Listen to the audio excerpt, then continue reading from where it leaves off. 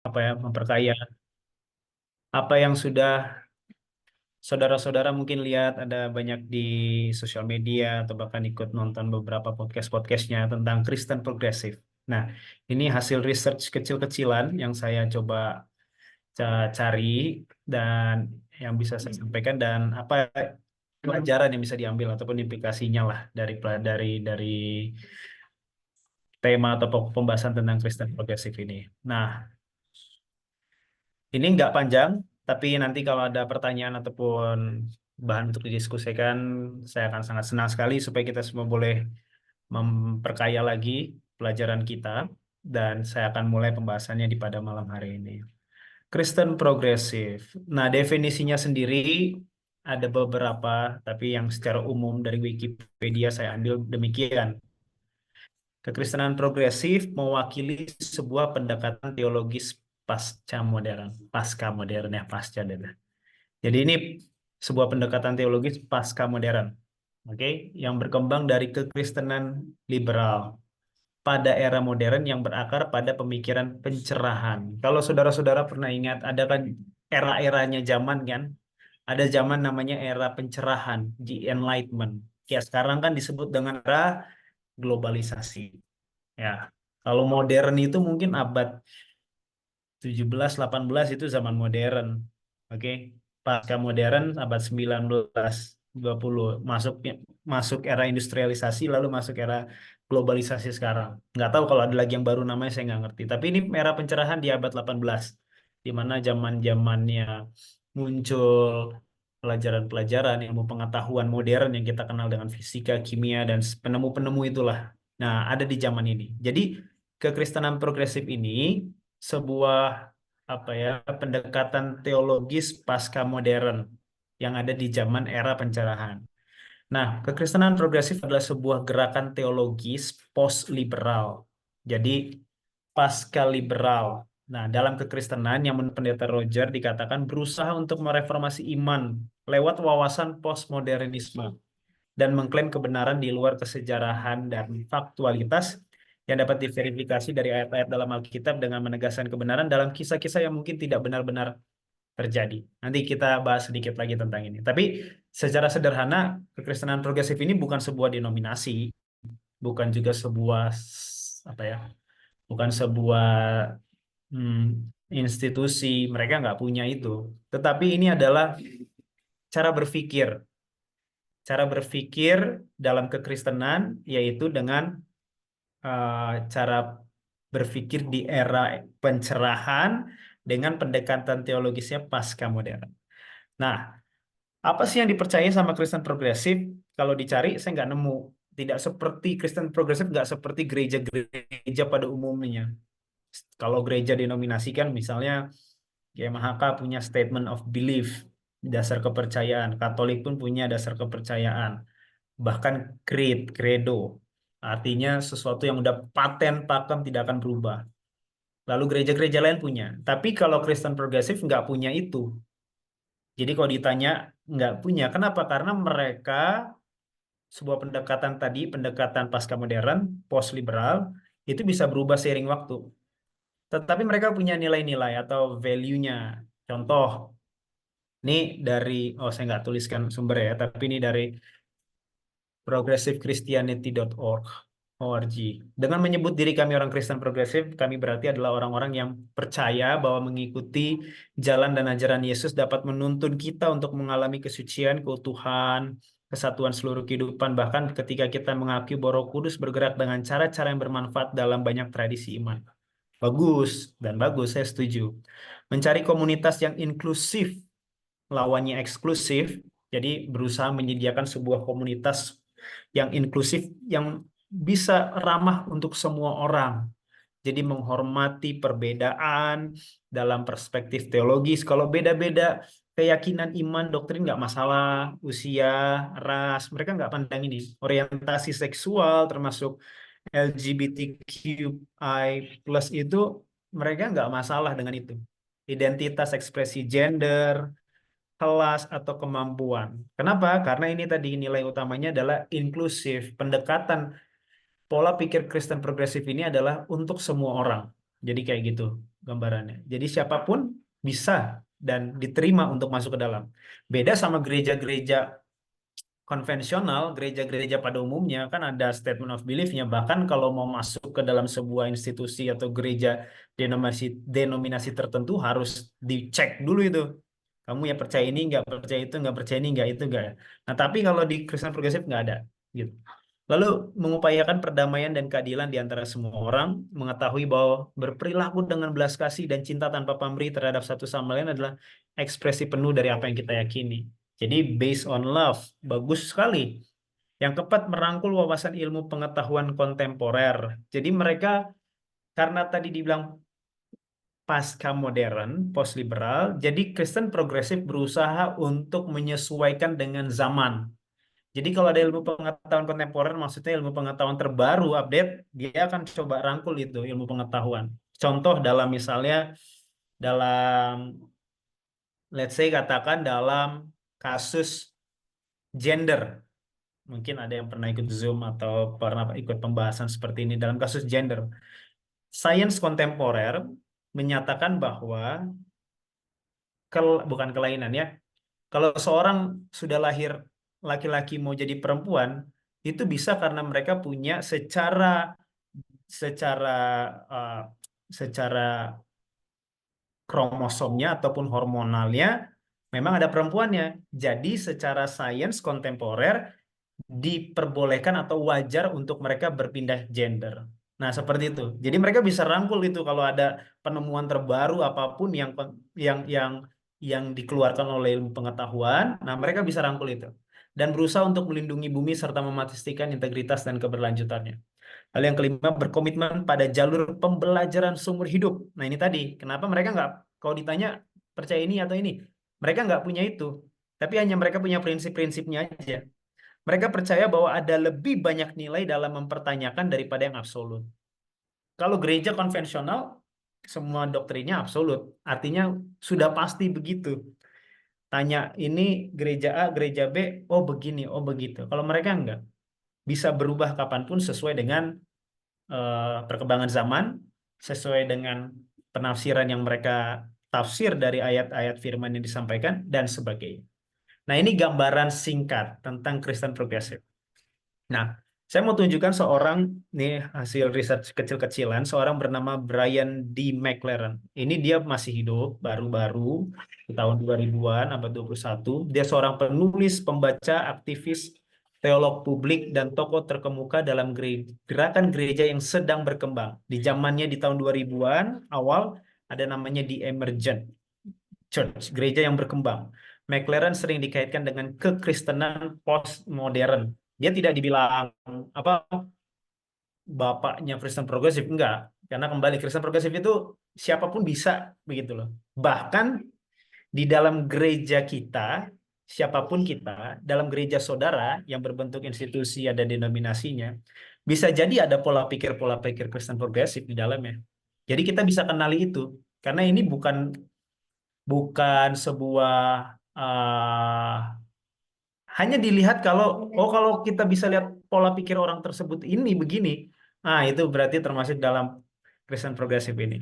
Oke, kekristenan postmodern artinya kekristenan itu kontekstual sesuai zamannya gitu.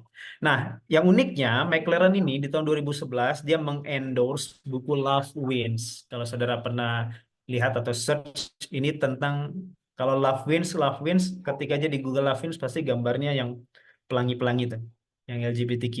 Nah, dan menganjurkan universalisme. Nah, di kekristenan ada juga aliran yang percaya universalisme. Love Wins tadi yang mengendorse LGBTQ. Universalisme artinya semua orang akan masuk surga. Nggak akan ada itu yang ke neraka. Karena Tuhanku baik. Namanya universal. Nah, dia percaya begitu. Makanya karena dia percaya begitu, ngapain juga repot-repot suruh orang bertobat gitu kan, dalam tanda kutip. Yang tadinya misalnya ada disorientasi gender, suruh kembali lagi ke awal. Nggak perlu. Karena universalisme. Semua akan masuk surga gitu. Lalu di 2013 dia menyatakan bahwa perilaku homoseksual tidak dosa. Oke. Dan di 2015 majalah Times menaruhnya sebagai salah satu dari 25 evangelis paling berpengaruh di Amerika. Bayangkan, satu dari 25. Artinya dia punya pengikut banyak, dia punya influence ke orang itu besar sekali. Dan terbukti keyakinannya berbuah kepada perbuatan. Oke, jadi keyakinan kita seperti yang 2 minggu lalu saya sampaikan bahwa apa yang kita yakini, kepercayaan, keyakinan, doktrin yang kita imani akan tertuang dalam perbuatan, gitu. Jadi kalau saudara percaya saudara Tuhan itu baik, itu akan tertuang dalam kehidupan kita bahwa kita juga akan menjadi orang-orang yang berbelas kasih baik kepada orang lain karena kita percaya Tuhan kita baik, gitu. Nah, Brian D. McLaren ini di bulan September 2012, karena dia seorang pendeta juga, memimpin upacara akad nikah untuk putranya Trevor yang ada di sebelah kiri yang rambut hitam dan pasangannya Owen Ryan di Audubon Naturalist Society di Chase, Maryland. Oke, jadi dia sendiri yang memberkati. Nah, kalau baca tadi sekilas ya, prinsip-prinsip Kristen progresif ini kan bagus-bagus sebetulnya. Dia itu membuka pikiran seperti sesuatu hal yang tidak pada mainstreamnya orang Kristen berpikir, dan itu luar biasa bagus dalam beberapa hal yang tadi kita lihat itu, gitu. Sehingga orang-orang Kristen pasca modern ini, postmodern ini, bukan orang-orang yang dalam tanda kutip sesat dan jelek, bukan. Mereka ini orang-orang yang meninggikan keadilan, meninggikan kasih, sehingga ada banyak orang-orang yang suka dan senang mendengarnya. Contoh, mungkin saudara mendengar bahwa Kristen progresif menekankan bahwa keberadaan seseorang di gereja maksudnya dengan seseorang datang di gereja itu tidak mempengaruhi keimanan seseorang dibandingkan keadaan hatinya. Kan kayak begitu kan, hal-hal yang wah betul sekali itu. Kenapa? Karena ketika kita lihat faktanya, toh yang di gereja juga ribut-ribut, yang di gereja juga berisik-berisik. Sementara yang di rumah betul-betul husuk belajar, berdoa, mungkin dia ibadah nyanyi sendiri atau dengan keluarganya. Itu terjadi. Sehingga kalimat-kalimat begitu dan pola pikir seperti itu sangat relevan dan cocok sehingga banyak peminatnya.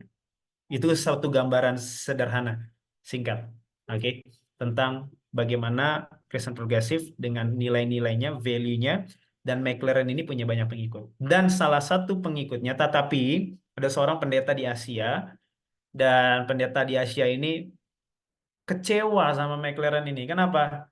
Karena McLaren ini mengendorse LGBTQ tadi dan bahkan menikahkan anaknya sendiri yang sama-sama lelaki. Nah, jadi dia tulis kekecewaannya, dia tulis surat ke si McLaren, lalu McLaren balas begini. Ini saya tunjukkan, saya coba cari, terus saya translate apa adanya dari mesin, lalu maksudnya supaya kita bisa lihat pola pikirnya si McLaren dan Christian Progressive ini. Dia bilang begini, berbicara tentang orang-orang gay dan lain sebagainya. Seiring berjalannya waktu, saya tidak dapat menyelaraskan cerita dan pengalaman mereka, mereka ini kumpulan gay, dengan teologi yang saya warisi. Karena dia datang dari keluarga Kristen yang saklek, konservatif bahasanya.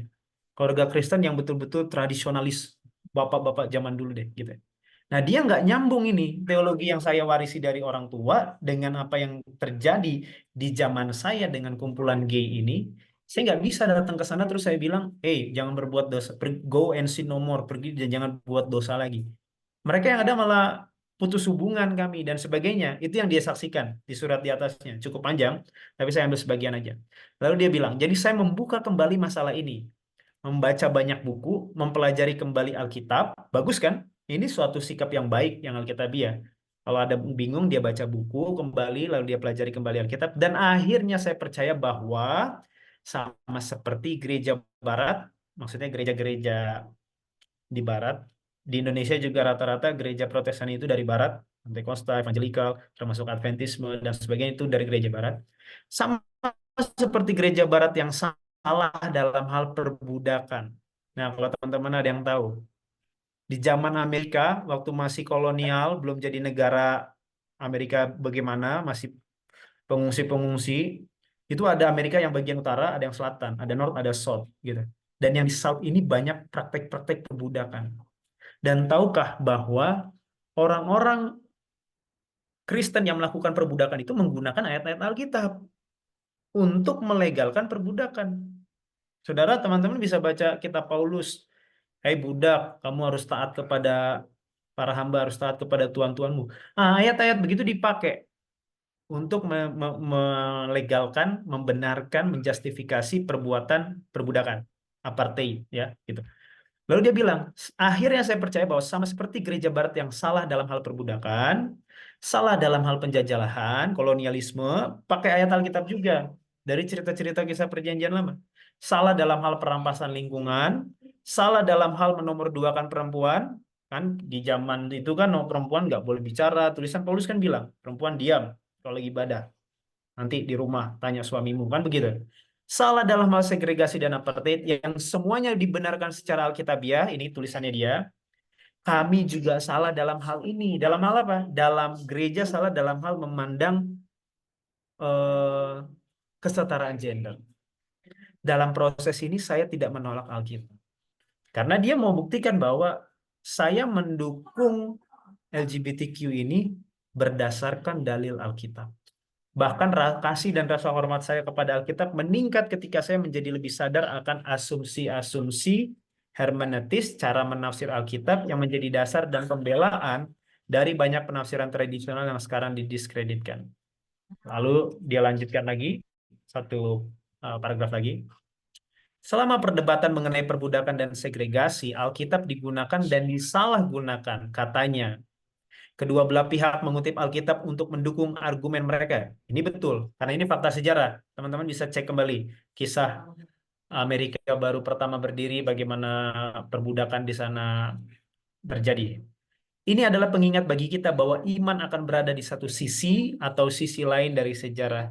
Inilah yang berbahaya dari agama ketika agama digunakan untuk membela yang tidak dapat dipertahankan. Dia bicara agama itu zamannya kolonialisme di Amerika itu dipakai loh agama itu untuk membela satu praktik perbudakan yang sebetulnya salah.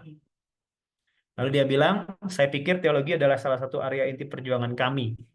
Kata McLaren waktu diwawancara. Kami memiliki teologi yang mengizinkan ketidakadilan yang mengerikan bagi penduduk asli Amerika. Yang membela perbudakan, yang mengatakan bahwa perempuan tidak diperbolehkan memiliki hak yang sama dalam agama seperti laki-laki. Ini surat balasan dia kepada pendeta di Asia yang kecewa. Karena kok kamu, saya sudah jadikan kamu panutan selama ini role model, kenapa sekarang kamu malah malah melenceng atau sesat dengan mengendorse kesetaraan gender, LGBTQ, dan bahkan mengawinkan anakmu sendiri, memberkati anakmu dengan sesama jenis. Nah, baru dia bahasnya. Nah, dari sini, saudara bisa melihat bagaimana, teman-teman bisa lihat bagaimana pola pikir Kristen progresif itu. Oke. Dan secara teologis yang disampaikan oleh Brian McLaren ini adalah benar bahwa ada banyak ayat-ayat dalam Alkitab yang digunakan oleh orang-orang para pendahulu untuk membenarkan praktik-praktik yang salah. Tetapi cara McLaren juga untuk dalam belajar Alkitab itu juga sehingga berkesimpulan bahwa saya juga salah, kita juga salah dalam hal LGBTQ. Bahwa ini sebetulnya Alkitab izinkan, Tuhan izinin. Itu pun salah. Itu sebabnya malam ini dari Kristen progresif dan saya tadi sampaikan, saya nggak bisa temukan apa ya statement of belief-nya karena mereka progres terus. Hari ini bisa begini, besok bisa ada lagi yang baru, ada lagi yang baru, ada lagi yang baru. Tapi value-nya, prinsipnya kita bisa lihat bagaimana mereka melihat ini yang kita mau perdalam. Asumsi-asumsi mereka tentang Alkitab. Karena mereka tidak memakai Alkitab sebagai satu-satunya yang paling tinggi. Tidak seperti Kristen pada umumnya. Kalau tanya Kristen udah pasti soal Scriptura. Alkitab paling tinggi. Tidak ada itu kata orang si A, si B, si C, enggak. Tapi kalau Kristen progresif tidak menaruh Alkitab paling tinggi, tapi yang ditaruh adalah akal, nalar mereka, pertimbangan mereka. Jadi pertimbangan mereka, pertimbangan manusia yang mengkoreksi Alkitab itu sendiri. Nah, itu sebabnya saya mau coba sampaikan sekilas tentang metode penafsiran Alkitab. Wah, saya kira mungkin tahun lalu atau kapan ya Tim Beautiful Hope bahas ini lengkap, tapi mungkin sudah cukup lama. Hanya bagian sedikit yang saya mau coba bagikan.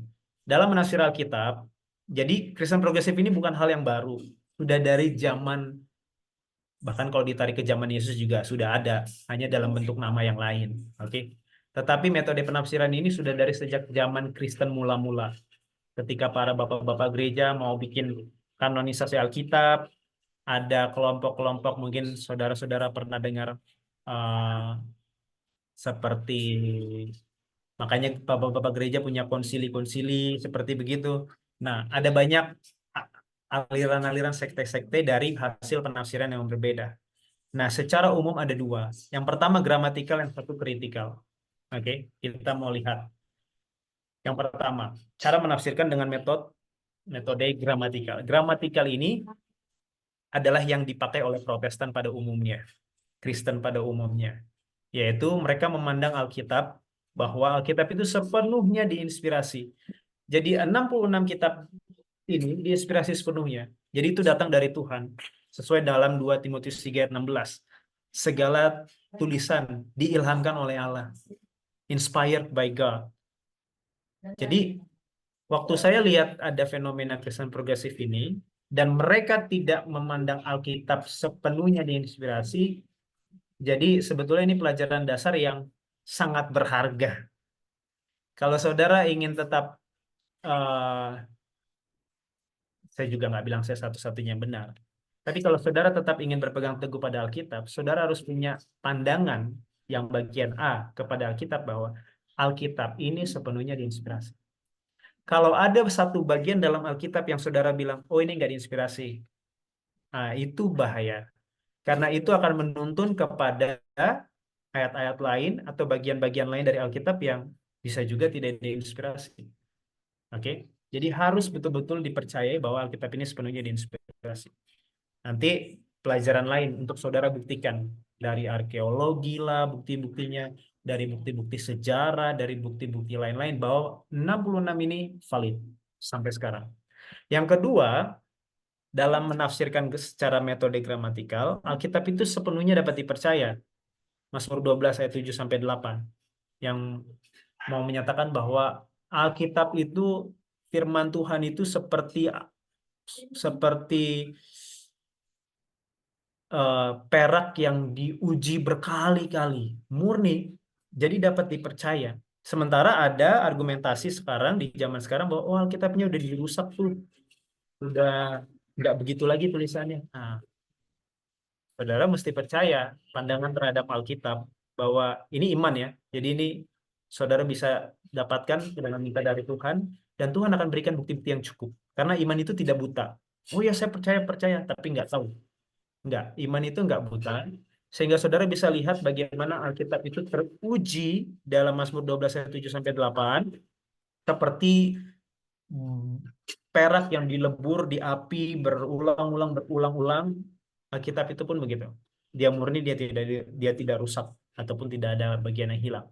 Saudara bisa pelajari lagi dari bukti-bukti naskah-naskahnya, ada bukti arkeologinya juga bahwa sama penemuan di gulungan kitab Laut Mati, kitab Yesaya ini ditemukan dalam surat gulungan itu sama persis dengan kitab Yesaya yang ada dalam Alkitab yang saudara pegang hari ini. Itu menunjukkan bahwa Tuhan preserve, memelihara firman-Nya dari abad ke abad. Lalu Alkitab itu sepenuhnya berotoritas dan juga sepenuhnya konsisten dalam pengajaran dan prinsip. Nah, ini sedikit pengulangan bahwa itulah cara pandangan metode gramatikal tentang Alkitab. Dan ini prinsip penafsirannya, mencari pengertian kitab suci yang sederhana, polos, langsung, arti biasa sebagaimana tertulis. Jadi tidak terlalu banyak embel-embel dalam menafsirkan Alkitab. Read as it is sebagaimana itu dibaca. Nah, tujuan dari metode penafsiran gramatikalnya, setelah memahami apa arti ayat tertentu dalam konteks sejarahnya, Penafsir tersebut membuat aplikasi yang bertanggung jawab ke situasi zaman sekarang dengan menggunakan prinsip-prinsip yang ditemukan dalam pembelajarannya. Jadi, tujuannya dari metode gramatikal ini adalah cerita yang ada dalam, karena kan ini sejarah, cerita sejarah yang sudah terjadi. Jadi dari cerita-cerita yang ada itu, apa aplikasi yang bisa dipakai, yang bisa dipertanggungjawabkan aplikasinya ke situasi zaman sekarang dan dapat menggunakan prinsip-prinsip yang ditemukan dalam pembelajarannya. Jadi gramatikal bukan berarti kuno, nggak bisa, yang sejarah udah nggak bisa kepake, bisa. Bahkan faktanya kalau saudara baca dalam kitab Roma pasal yang ke 15, saya coba buka sedikit, ayat 4, sebab segala sesuatu yang ditulis dahulu telah ditulis untuk menjadi pelajaran bagi kita, supaya kita teguh berpegang pada pengharapan oleh ketekunan dalam penghiburan dari kitab suci. Jadi Paulus sendiri tulis yang ditulis dahulu itu untuk kita, gitu. Oke. Nah, sekarang kita lihat lawan dari metode penafsiran metode gramatikal yang ini disebut dengan kritikal. Oke. Kritikal ini satu kata yang baik sebetulnya. Kita harus menjadi orang-orang yang kritis. Tetapi masalahnya, kritikal yang dimaksud di sini adalah tidak percaya dengan Alkitab. Oke. Pandangannya metode kritikal ini adalah ini bukan satu kelompok tertentu, tapi ini pola pikir, cara memandang orang. Saudara akan temukan kalau ada orang yang begini, maksudnya ketika saudara berdiskusi, itu bisa jadi ada di dalam gereja-gereja juga. Oke. Contoh, mereka tidak percaya sepenuhnya bahwa Alkitab itu diinspirasi. Oh, ada yang percaya sebagian kitab Injil, oke, Matius, Markus, Lukas, Yohanes. Tapi kalau kitab Yakobus, kitab ini, lalu kitab Daniel, Hosea, mereka nggak percaya. Nah, ada yang begitu. Dari sini kita bisa lihat bahwa, oh ini orang-orang kritikal, metode historical kritikal. Lalu Alkitab itu tidak sepenuhnya dapat dipercaya, oke? Karena banyak intrik-intrik yang terjadi. Lalu menolak sebagian atau menolak secara penuh otoritas Alkitab. Wah, Alkitab ini nggak mengatur hidup saya kok. Atau kalaupun mengatur hanya sebagian aja. Dan Alkitab itu tidak sepenuhnya konsisten. Oh, ada banyak pertentangan kontradiksi dalam Alkitab. Misalnya di ayat ini dibilang begini, di ayat itu dibilang begini. Di kitab ini dibilang angkanya 70, di kitab lain bilangnya angkanya 72, 75. Berbeda begitu. Nah, hal-hal ini adalah jenis kelompok dari metode kritikal. Dan metode kritikal ini punya dua tingkatan. Jadi kalau yang tadi gramatikal cuma satu jenis, ini punya dua tingkatan. Nah, nanti saudara bisa lihat nih, Kristen progresif ada di sebelah mana. Yang pertama adalah tingkatan klasik atau radikal. Radikal artinya radikal ya. Menyangkal campur tangan supernatural Tuhan di dunia. Contoh, tidak ada perawan yang melahirkan. Nah, ini yang klasik atau radikal. Tidak ada tubuh yang dibangkitkan, nggak percaya dengan kebangkitan. Tidak ada penebusan Kristus, nggak ada karena nggak percaya kebangkitan. Lalu tidak ada juga mujizat. Oke, jadi nggak percaya dengan mujizat. Nah, ini pengelompokan yang dibuat oleh para scholars, pakar-pakar Alkitab, pakar-pakar teologi. Tapi waktu saya baca dan pelajari ini sebenarnya lebih cocok tidak masuk dalam Kristen gitu ya. Kalau orang mengaku percaya Alkitab tapi nggak percaya dengan mujizat ya mungkin lucu juga. Tapi inilah derajatnya. Ini yang paling radikal.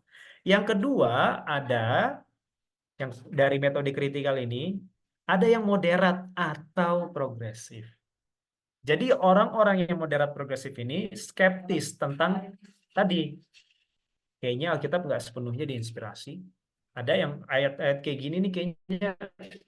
Contoh kitab Kidung Agung, aduh itu pornografi sekali, itu kayaknya nggak, itu bukan deh, itu bukan kitab dari Tuhan itu. Gitu.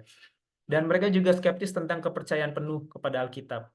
Nah, nggak bisa dipercaya ini. Kayaknya tulisan ini nggak masuk akal, mungkin ini udah ditambah-tambahin sama orang dan sebagainya. Dan otoritas penuh Alkitab mereka juga skeptis. Dan ini dibentuk oleh prasangka pribadi atau budaya para penulis dan era mereka.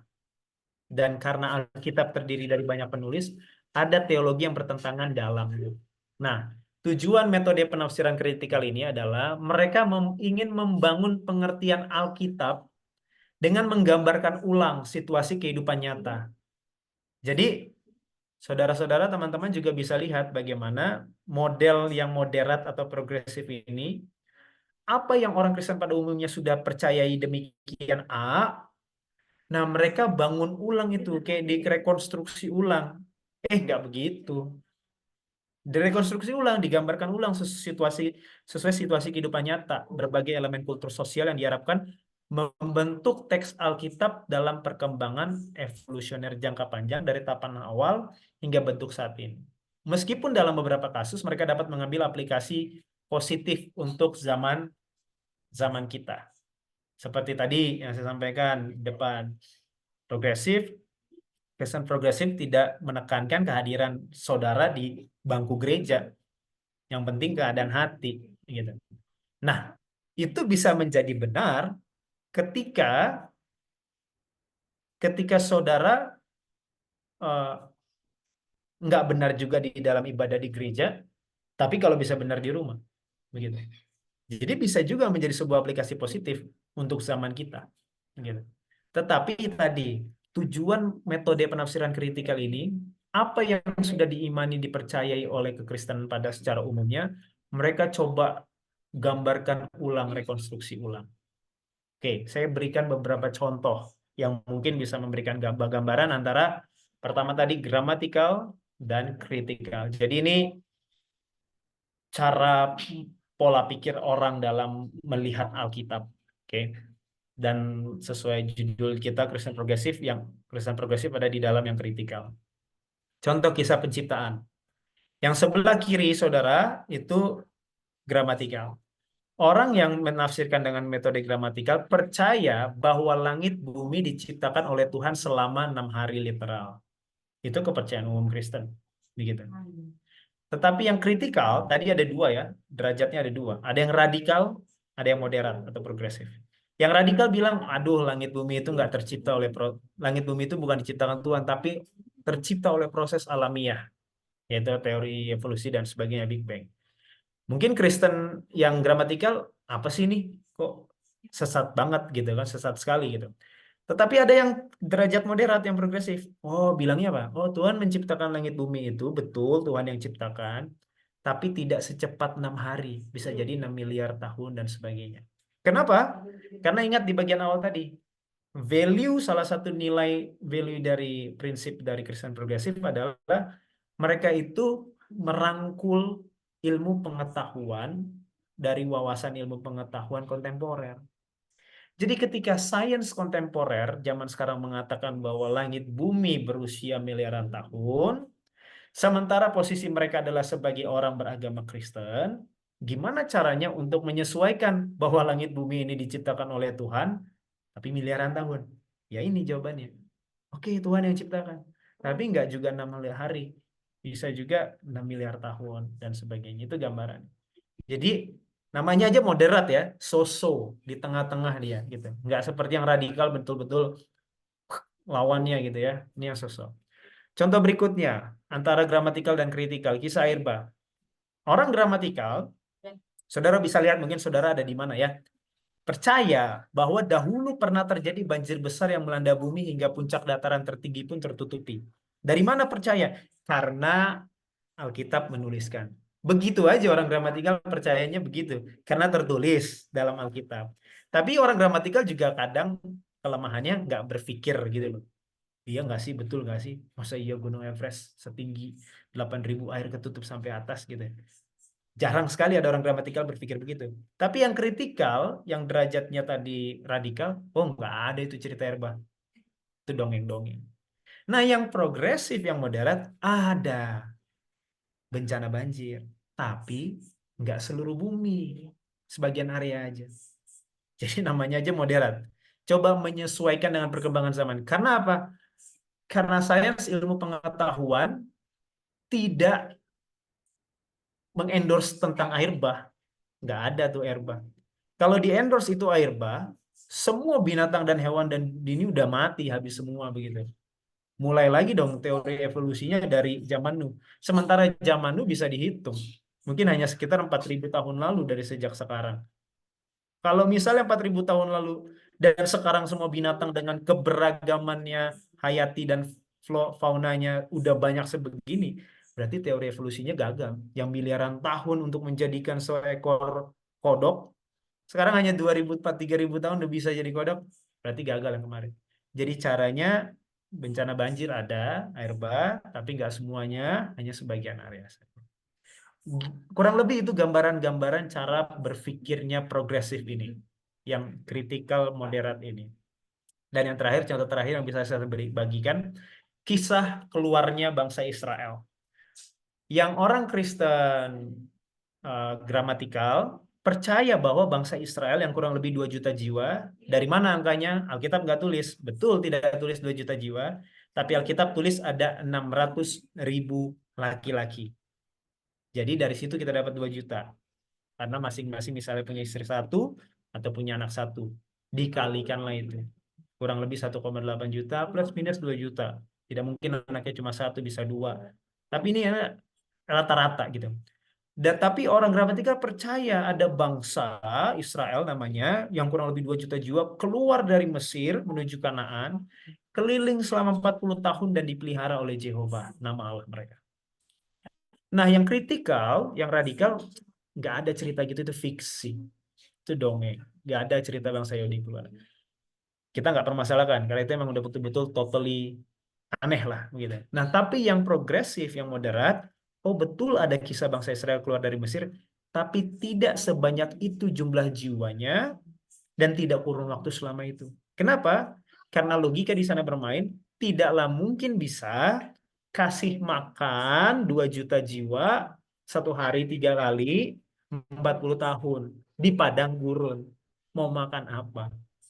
Nanam pun mereka belum tentu juga bisa. Siapa yang mau support mereka catering makanannya? Jadi itu semua banyak bermain, gitu. Karena nggak percaya mujizat kan tadi salah satu ciri-cirinya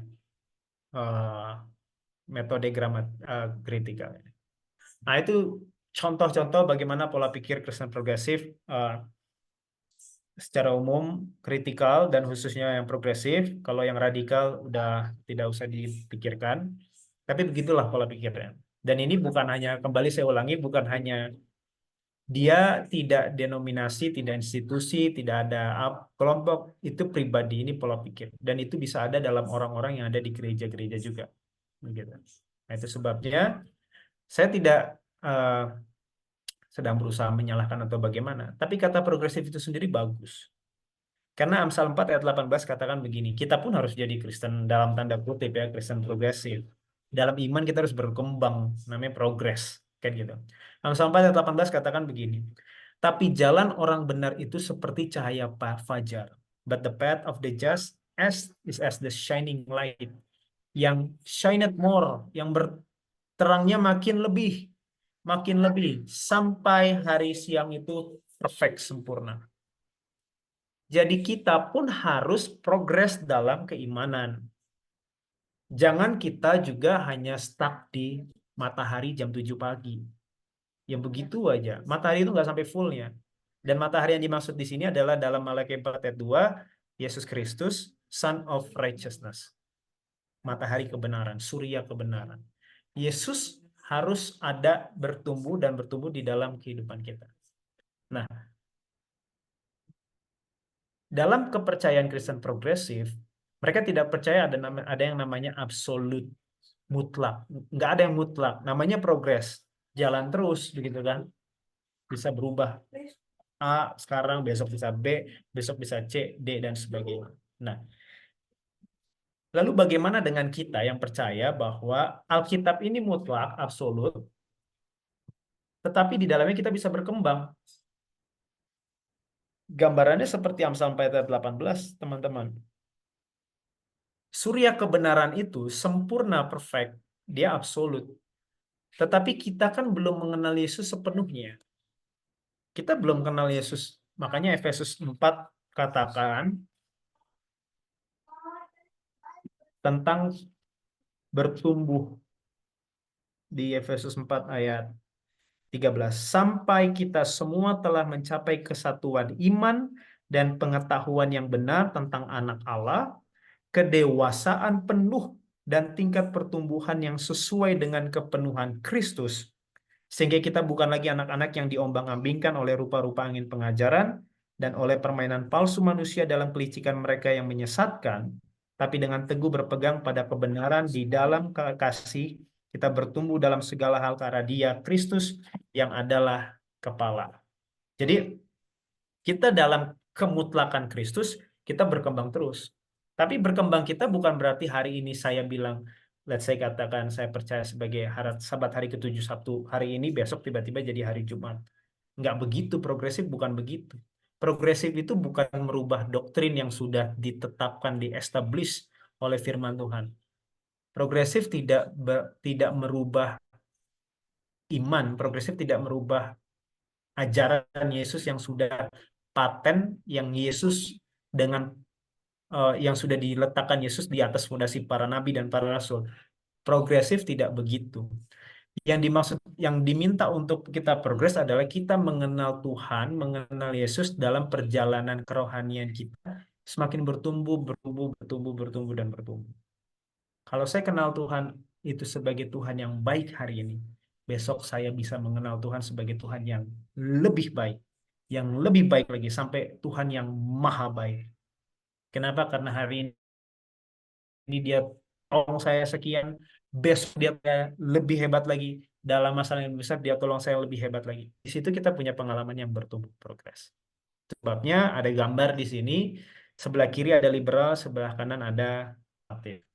Nah, Kristen progresif yang saya lihat, analisa, adalah satu bentuk dari ketidakpuasan orang-orang Kristen yang ada di dalam kekristenan, atau kemuakan mereka melihat orang-orang beragama yang beragama tapi nggak benar gitu loh, nggak bertumbuh. Ngapain kamu duduk di gereja lama-lama, tapi kamu toh juga nggak mengasihi. Nah, mereka mau mencoba memperbaiki dengan memberikan pandangan-pandangan yang, tetapi itu tadi, dari yang tadinya konservatif, yang arah gambar ke kanan, konservatif itu seperti yang fundamentalis, saklek, begitu ya. Dari yang tradisionalis, dari yang begitu. Tapi dilihat konservatif ini seperti tidak berbuah, begitu ya. Mereka mau coba geser, seperti sebuah pendulum. Coba geser, memberikan sebuah keleluasan, kebebasan, untuk dengan satu tujuan untuk meninggikan Yesus, tetapi di saat yang sama mereka meninggalkan nilai-nilai hukum-hukum yang sudah berdiri, established dengan penuh. Sehingga mereka terjerumus kepada kebebasan yang akhirnya oke, yang LGBTQ juga nggak masalah, lalu yang masalah-masalah isu perempuan juga nggak masalah, yang lain-lain nggak masalah, semua nggak masalah, jadi akhirnya ke sebelah kiri. Kita nggak mau ke kiri, kita nggak mau ke kanan. Karena dengan ke kanan, saudara menjadi seorang yang tradisionalis, konservatif, dengan keyakinan teguh akan hukum saudara, itu juga nggak benar. Orang Yahudi, orang Farisi, ahli Taurat itu ke sana semua, nggak sampai ke Yesus juga. Di satu sisi yang sama, ada kelompok kekristenan modern sekarang yang melupakan Tuhan dan hukum-hukumnya, dan mereka berusaha pergi ke kiri dengan hanya mengagungkan kasih Yesus dan membuang perintah-perintahnya, itu pun juga nggak akan sampai ke Yesus.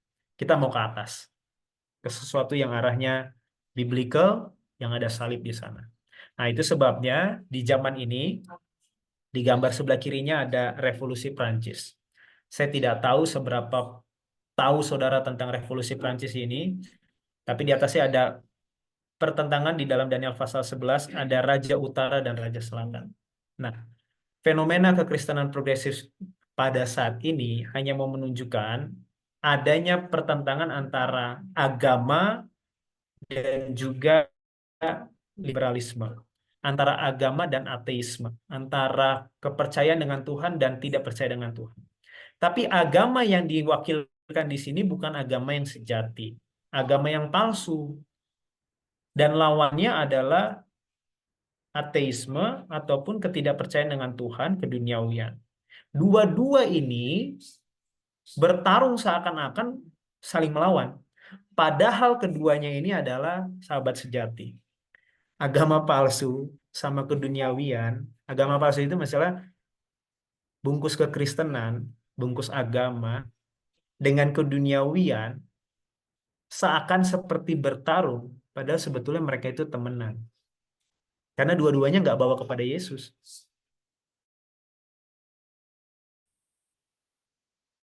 Yang mengatakan besar, tapi buang hukumnya.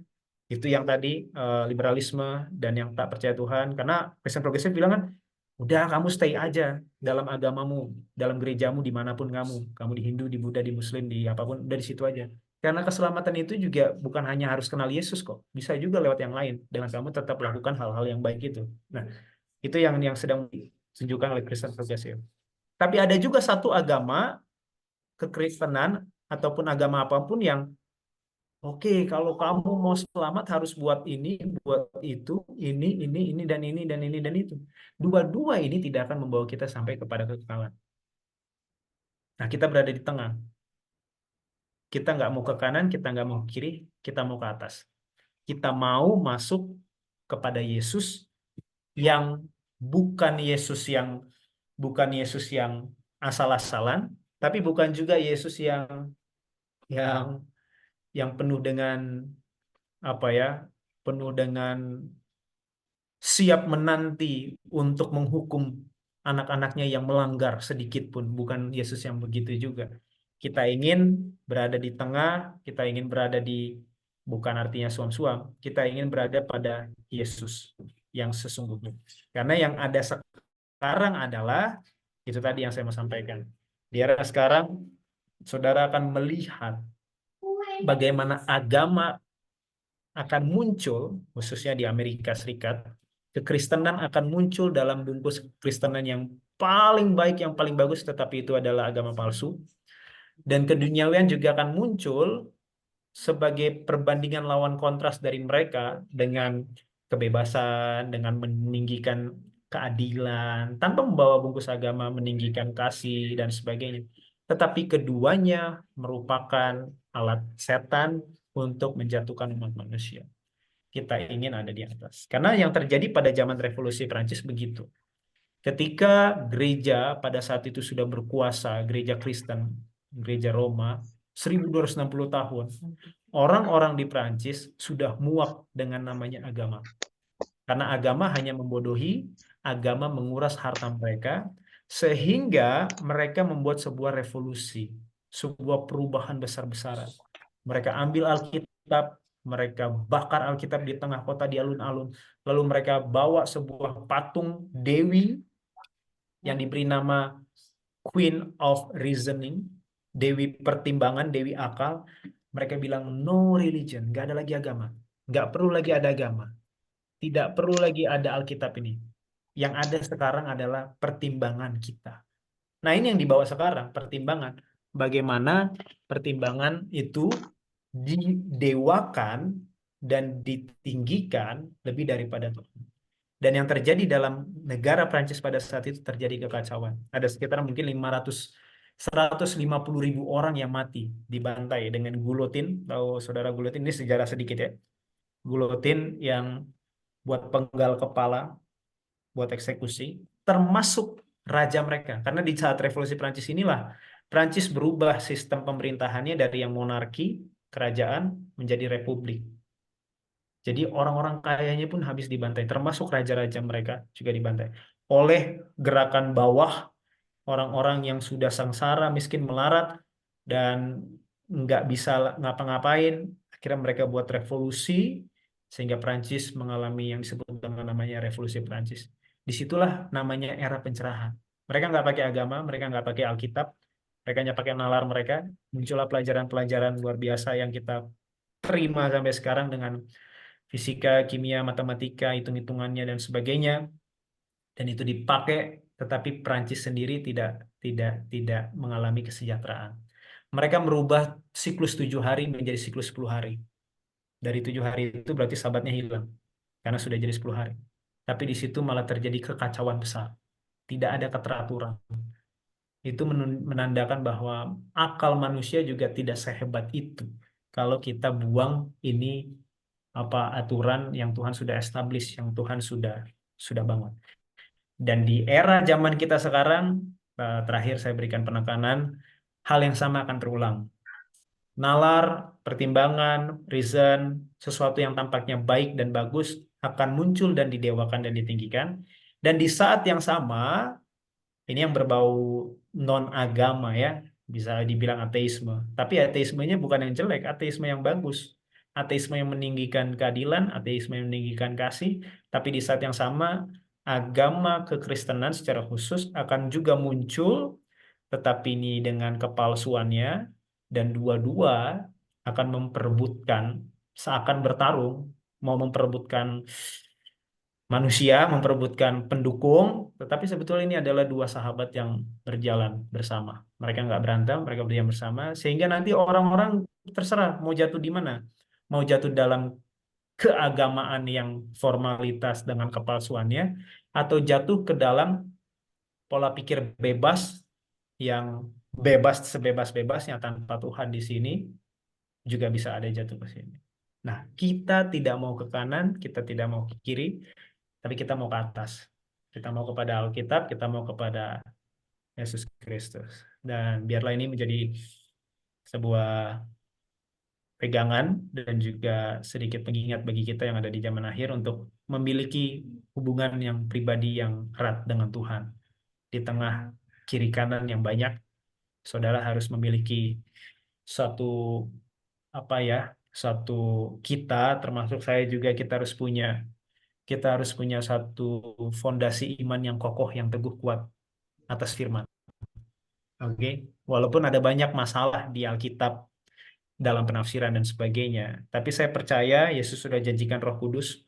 Roh Kudus akan menolong kita untuk mengetahui dari ratusan banyak penafsiran mana yang terbaik, yang benar, dan kita bisa dengan apabila seorang datang dengan kerendahan hati meminta bantuan Tuhan, Tuhan akan hadir dan memberitahu. Kiranya ini boleh memberkati kita. Saya bawa dalam nama Yesus Kristus. Amin.